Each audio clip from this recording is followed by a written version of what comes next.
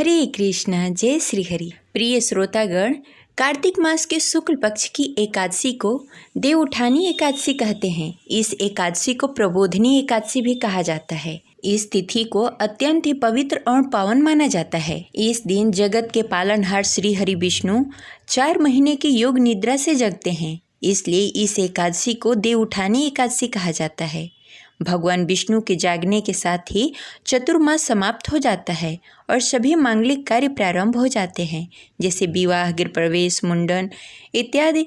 ये सारे कार्य प्रारंभ हो जाते हैं। इस दिन जगत के पालनहार श्री हरि विष्णु और माता लक्ष्मी की पूजा आराधना की जाती है। इसके साथ ही इस दिन विशेष तौर पर माता तुलसी की पूजा आराधना की जाती है। उनका विवाह भी कराया जाता है। इस दिन श्री हरि विष्णु के शालिग्राम रूप और माता तुलसी की विवाह भी कराई जाती है और द्वादशी के दिन भी विवाह कराया जाता है। यह दिन बेहद ही शुभ माना जाता है। इस दिन भक्तगण श्री लक्ष्मी नारायण और माता तुलसी की विधि विधान से पूजा करके व्रत रखते हैं और इसके साथ ही संध्या के समय में दीपदान करते हैं। देवउठानी एकादशी के दिन दीपदान करना बेहद ही उत्तम माना जाता है। इस दिन दीपदान किए जाते हैं। माता तुलसी के सामने घी का दीपक जलाकर परिक्रमा की जाती है। माना जाता है कि देवउठानी एकादशी पर माता तुलसी से जो भी मांगा जाता है वह मिल जाता है। देवउठानी एकादशी का व्रत करने से पापों का क्षय होता है, पाप नाश होता है, पुण्य बढ़ता है और मोक्ष की प्राप्ति होती है। साथ ही इस व्रत को करने से जीवन में सुख, शांति और समृद्धि बनी रहती है, आर्थिक तंगी दूर होती है और विवाह संबंधी समस्याएं भी दूर होती है। तो आइए जानते हैं कि साल 2025 में देवउठानी एकादशी कब है, पूजा का शुभ मुहूर्त क्या होगा, इस दिन व्रत का पारण कब करेंगे, तुलसी विवाह कब करेंगे। यह समस्त जानकारी आज की इस वीडियो में हम जानने वाले हैं। तो इस वीडियो को अंत तक अवश्य देखिएगा।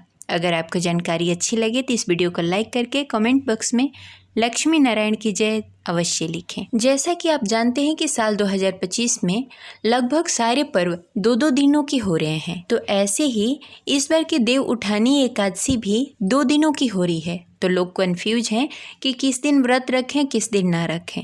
तो आज की इस वीडियो में हम आपका कन्फ्यूजन दूर करने वाले हैं, तो इस वीडियो को ध्यानपूर्वक देखिएगा। हिंदू पंचांग के अनुसार साल 2025 में देवउठानी एकादशी का प्रारंभ 1 नवंबर 2025 को सुबह 9:11 पर होगा।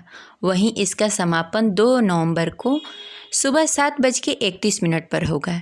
ऐसे में देवउठानी एकादशी का व्रत 1 नवंबर और 2 नवंबर दोनों ही दिन रखा जा रहा है, लेकिन ज़्यादातर लोग 1 नवंबर को ही एकादशी का व्रत रखेंगे।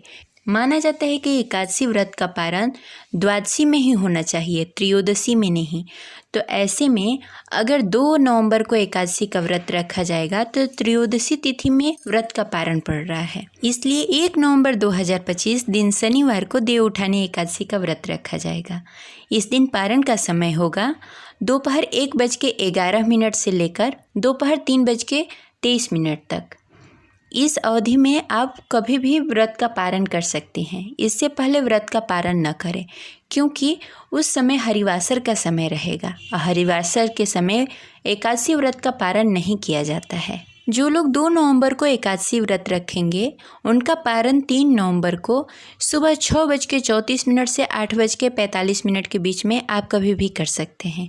इसके बाद व्रत का पारण न करें, इससे पहले कर लें। एकादशी व्रत में कुछ नियमों का पालन करना होता है। अगर आप इस नियमों का पालन नहीं करते हैं तो एकादशी व्रत का पूरा फल आपको प्राप्त नहीं होता है। एकादशी व्रत के नियम के पालन 10वीं तिथि से ही हो जाती है।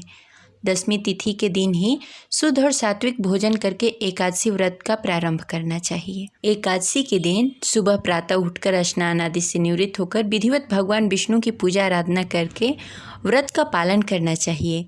व्रत में फलाहार भोजन करना चाहिए, अन्न का सेवन नहीं करना चाहिए।